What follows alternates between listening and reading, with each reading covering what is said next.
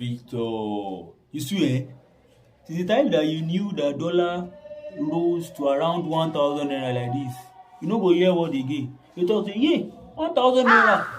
When you see you also that you are saying japa, japa, japa. How we japa in this country last. Let's think about it. Now Nigeria is now 63rd today. So far. Well, Victor has decided to prepare us because he's realizing one or two amount from his online or tech skill he's leveraging on. Why Yemisi is hoping on God that she has to leave this country if she would make it. Well, none of that is an issue to me. Because with or without being in Nigeria, we can still inspire change, even become an advocate just like Nelson Mandela. My own is that, do we see hope again?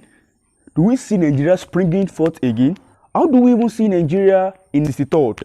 Well, we still have hope. There were countries that also struggled like Nigeria before they could break through after their own independence. And they are holding the world power presently. We have India, we have South Korea, we have China.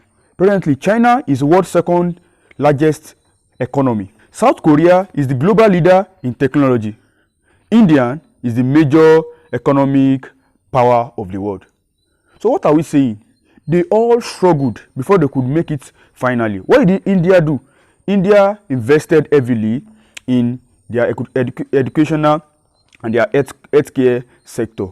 South Korea, they focused more on export-oriented economy. While China also lifted hundreds of millions of people out of poverty through their economic growth. What I see about most of these countries, they also were faced with the problem of economic underdevelopment.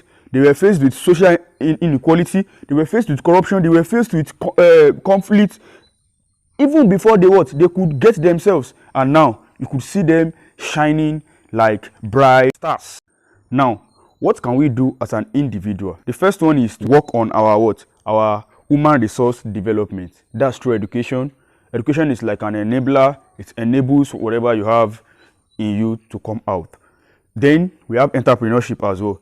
We work on entrepreneurship. What are those skills? Create jobs for people, reduce poverty for people through your job, and at the same time improve the quality of life. In fact, if your job is export oriented, it would even improve the economy. The next thing you can do on the side of the whole is to participate in what? Civil society.